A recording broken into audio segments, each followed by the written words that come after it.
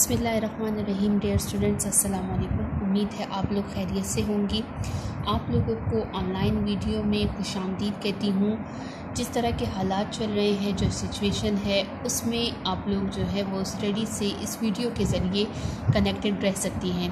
तो प्लीज़ आप लोग ये वीडियो ज़रूर देखा करें और इसमें जो है जो आप लोगों को लेक्चर्स दिए जाते हैं उसको समझने की कोशिश किया करें। हमने सबक शुरू किया था इंसान किसी हाल में खुश नहीं रहता। हम लोगों ने हालात मुसन्निफ़ की हालात ज़िंदगी, मोहम्मद हुसैन आज़ाद की हालात ज़िंदगी के बारे में पढ़ लिया था और ये चैप्टर भी हम लोगों ने स्टार्ट दे दिया था। आप लोग को मैंने बता दिया था कि ये नस्री एतबार से ये तमसील है।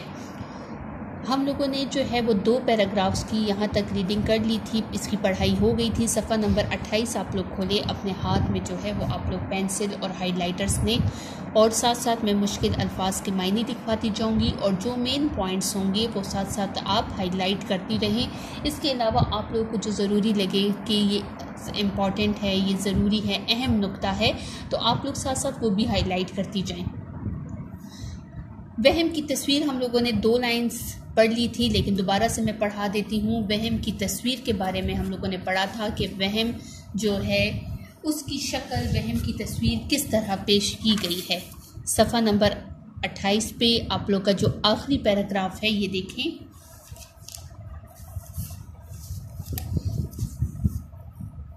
एक सूखा सहमा बहुत कमज़ोर, दुबला पे कमज़ोरी के मारे फ़कत हवा की हालत हो रहा था, फ़कत सिर्फ हवा की हालत हो रहा था।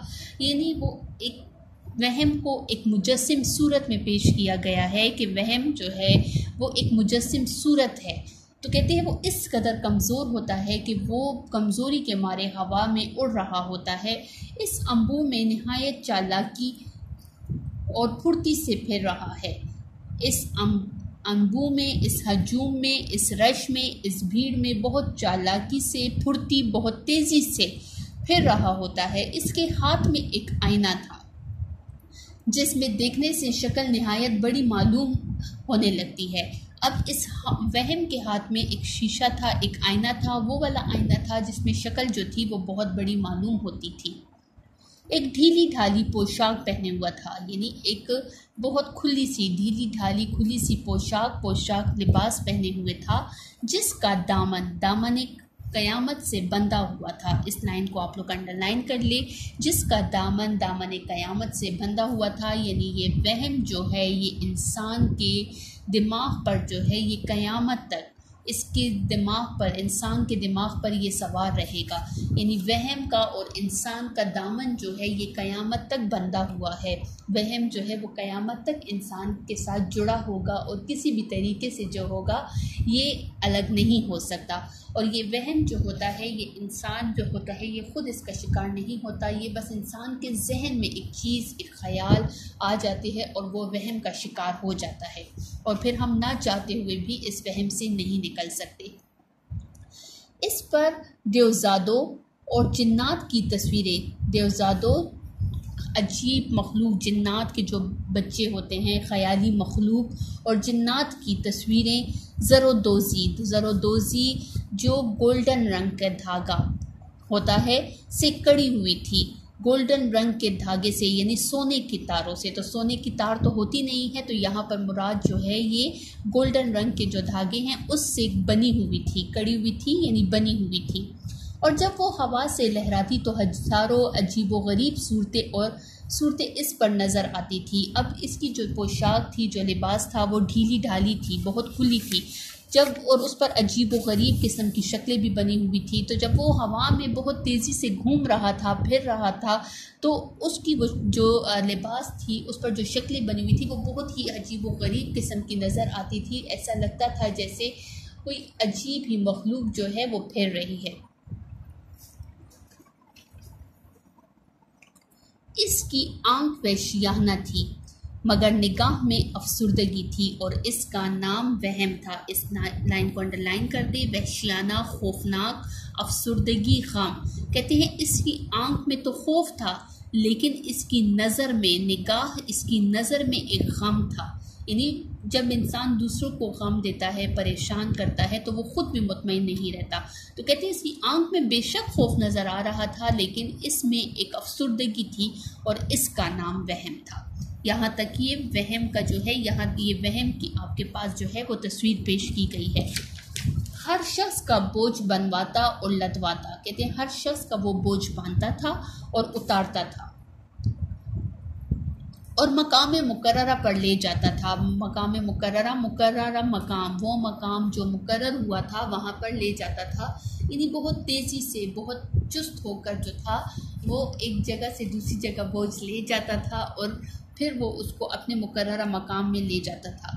मैंने अपने हमजिन्सों अपने जैसे इंसान, अपने जैसों और हम सूरत भाइयों को जब बोझों के नीचे गिड़गिड़ाता यानी तकलीफ़ में देखा और इन मुसीबतों के अंबार को ख्याल किया तो बहुत घबराया और दिल में ऐसा तरस आया कि बयान नहीं हो सकता। कहते हैं कि मैं इनके दरमियान, यहाँ पर मैं मुसन्निफ़ अपनी बात कर रहा है कि मैं इनके दरमियान खड़ा था और मैं इनके तमाशे का लुत्फ़ उठा रहा था। कहते हैं अब मैं इस वहम को भी देख रहा हूँ कि बहुत तेज़ी से जो है ये बोझ हटा रहा है, क्योंकि हुक्म पहले ये हुआ था कि अपने अपने बोझ जो है वो यहाँ पर आकर गिरा दे। तो कहते हैं ये बोझ जो था वो उठाता था और गिराता था। कहते हैं मैं इनके दरमियान खड़ा इनको देख रहा था और कहते हैं मैं अपने ही जैसे इंसानों को देख रहा था, वो अपनी मुसीबतों और परेशानियों में गिड़गिड़ा रहे थे, परेशान हो रहे थे। और कहते हैं इस मुसीबतों के अंबार को ख्याल किया। कहते फिर जब मैंने इनकी मुसीबतें देखी तो कहते हैं कि मेरे दिल में तरस आ गया था इनके लिए और कहते हैं मैं खुद भी घबरा गया था।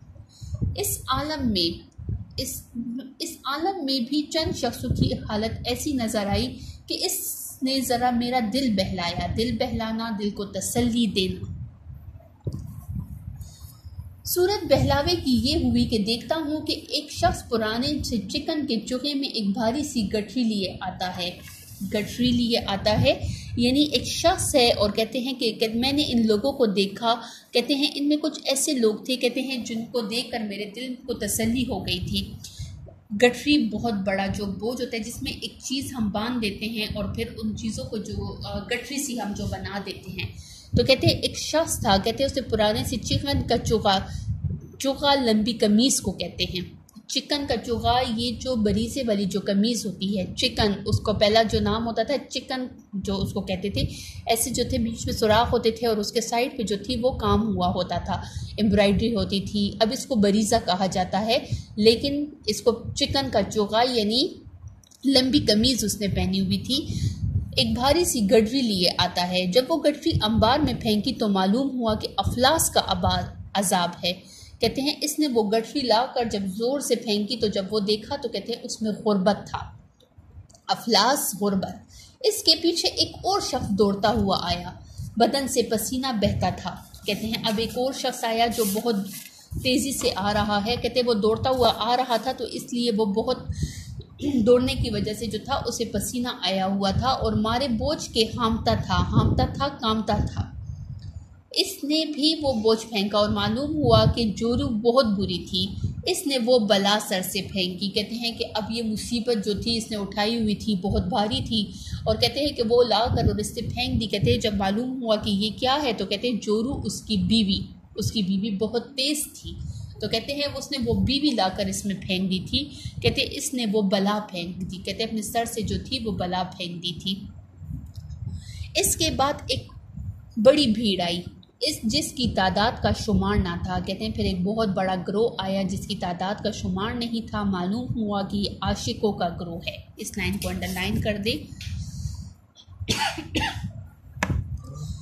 इनके सरों पर दूध आह की गठरियाँ थीं। कहते हैं इनके सरों पर दूध आहोजारी फरियाद की गठरियाँ थीं कि इन्हीं में आहों की तीर ख्याली और नालों की नीज़ा व बाली दबे हुए थे। कहते हैं तीर ख्याली तीर, ख्याल के तीर, नेज़ा व बाली मुश्किलात का हथियार। नेज़ा कहते हैं हथियार को, वबाल मुश्किलात को। कहते हैं दूसरा ग्रोह आया जब वो मालूम हुआ कि ये आशिकों का ग्रोह है। कहते हैं कि सरों पर जो था वो आहुजारी थी, फरियाद थी, ख़याल के तीर थे, अपने महबूब के जो थे वो ख़याल के तीर जो थे वो थे। मुश्किलात जो इनके महबूब ने जो इनको परेशानियाँ मुश्किलात दी थी वो सब कुछ था। कहते अगरचे ये लोग मारे बोझ के इस दर्द से आहें भरते थे कि गोया अब इनके सीने फट जाएंगे। कहते जब मैं उनको देख रहा था तो मुझे ऐसा लग रहा था कि इन पर इतना ज़्यादा बोझ है कि अब जो है इनके इस तकलीफ़ से, इस परेशानी से जो है सीने फट जाएंगे। यानी इस कदर इनके अंदर गम था, दुख था, फरियाद थी, आहें थी। लेकिन ताज्जुब ये है, ताज्जुब हैरानगी ये है कि जब इस अंबार के पास आए तो इतना ना हो सका कि इन बोझों को सर से फेंक दे। कहते हैं कि अब जब ये इस भीड़ के करीब आ गए, जब इन्होंने ये मुसीबतें फेंकनी थी, अब कहते हैं इन पर इस कदर मुसीबतें थी, परेशानियां थी। कहते हैं कि अब हमें लगा कि ये अपनी मुसीबतें, परेशानियां फेंक देंगे, चले जाएंगे, लेकिन कहते हैं इनसे इतना भी ना हो सका कि इन बोझों को फेंक दे। कुछ ने जद्दोजहद से सर हिलाया, कहते कुछ ने कोशिश की, सर हिलाया कि ये हमारे बोझ हमसे ख़त्म हो जाएं, मगर जिस तरह लदे हुए आए थे, लदे भरे हुए आए थे, इसी तरह चले गए। कहते हैं लेकिन उन्होंने कोशिश तो की है कि अपने बोझ जो हैं वो फेंक दे, लेकिन जिस तरह वो भरे हुए आए थे कहते हैं उसी तरह वो वापस चले गए। इनमें इतनी हिम्मत नहीं थी कि वो अपने बोझ, अपनी परेशानियां जो है वो फेंक दें। बहुत बूढ़ियाँ देखी कि बदन की झुर्रियाँ फेंक रही थी। इस लाइन को अंडरलाइन कर दे कि बूढ़ियाँ जो थी वो बदन की झुर्रियाँ फेंक रही थी। जब इंसान की उम्र थोड़ी सी ज़्यादा हो जाती है तो ये जो स्किन होती है ये ऐसे सिमटना शुरू हो जाती है, उसे झुर्रियाँ कहते हैं। तो कहते हैं बहुत सारी मैंने बूढ़ी औरतों को देखा, कहते हैं जो अपने बदन की झुर्रियाँ फेंक रही थी। चंद नौजवान अपनी काली रंगत, कुछ मोटे मोटे होंठ, अक्सर मैल जमे हुए दांत फेंकते थे। अब मुख्तलिफ़ किस्म के यहाँ पर जो है वो किरदार बताए हुए हैं कि कौन क्या क्या फेंक रहा था। तो कहते हैं कुछ नौजवान अपनी काली रंगत फेंक रहे थे, कुछ मोटे होंठ फेंक रहे थे, कुछ जो थे वो अपने जो थे वो जर्द येलो दांत जो थे वो फेंक रहे थे, जिन पर मैल जमी हुई थी कि जिन्हें देखकर शर्म आती थी। मगर मुझे यही हैरत थी कि इस पहाड़ में सबसे ज़्यादा जिस्मानी ऐब थे, यानी कोई भी अपने जिस्म से जो था वो मुतमईन नहीं था। सब जो थे वो अपनी जिस्मानी ऐब, खराबियाँ फेंक रहे थे। कहते कोई भी अपने जिस्म से जो था वो मुतमईन नहीं था, तो अपनी जिस्मानी खराबियाँ जो थे वो यहाँ पर फेंक रहे थे। एक शख्स को देखता हूँ कि इसकी पीठ इसकी कमर पर भारी से भारी और बड़े से बड़ा बोझ है, मगर खुशी खुशी उठाए चला आता है। जब पास आया तो मालूम हुआ कि ये एक कुबड़ा है। कुबड़ा जिसकी कमर झुक जाती है उसे कहते हैं एक शख्स है, और ये जो गर्दन से नीचे का जो हिस्सा होता है ये थोड़े ऐसी ऊंची हो जाती है। तो कहते हैं एक शख्स को मैंने देखा कि इसकी जो थी वो पीठ पर जो था वो बहुत बड़ा बोझ है, लेकिन वो खुशी खुशी उसको उठाए चले आ रहा है। कहते हैं वो उसके साथ आ रहा था और आदम ज़ात के अंबार में, कहते हैं, और इस इंसानों के हजूम में, रंजो अलम, गम और मुसीबत में अपने कुबड़ेपन को फेंकते आया था। कहते हैं वो खुशी खुशी के चलो मुझे भी इस कुबड़ेपन से जो होगा वो निजात मिल जाएगी। जब हमारी गर्दन थोड़ी सी झुकी होती है तो हम जो थे वो हमारे ये कंधे जो होते हैं, ये शोल्डर्स जो होते हैं, ये दुखने लग जाते हैं, थकावट हमें महसूस होने लगती है। तो कहते हैं उसकी कमर तो जो थी वो मुसलसल झुकी हुई थी। तो कहते हैं वो इस खुशी से कि चलो मुझे भी इस कुबड़ेपन से निजात मिल जाएगा, तो कहते हैं वो भी खुशी खुशी जो था वो इस भीड़ में चला आ रहा था कि इसके नज़दीक इससे ज़्यादा कोई मुसीबत नहीं। इस अंबार में अनवाउ अक़साम मुरक्कब अतफ़ी, बीच में वाव आ रहा है, अपने कुबड़ेपन को फेंकने आया था।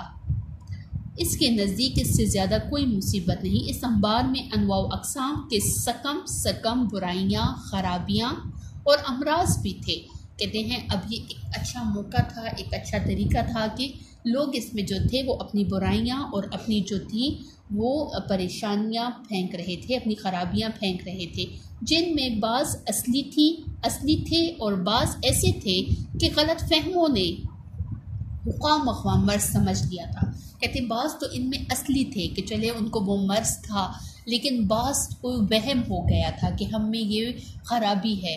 तो तो कहते हैं वो उससे भी छुटकारा पाना चाह रहे थे। मगर मैं फ़कत एक ही बात पर हैरान था। अब यहाँ पर मुसन्निफ़ कहते हैं कि मैं सिर्फ एक ही बात पर यहाँ पर हैरान था, परेशान था, और वो ये थी कि इतने बड़े अंबार में कोई बेवकूफ़ी या बदअतवारी पड़ी हुई ना दिखाई दी। कहते हैं कि इतना बड़ा जो था वो हुजूम था, रश था, लेकिन कोई चीज़ जो थी वो बेतरीके से या कोई बेवकूफ़ी वाला काम यहाँ पर नहीं हो रहा था। हर बंदा आता है और अपना बोझ जो था वो गिराता चला जाता है। ये आप लोग मुश्किल अल्फाज के मायने देख लें।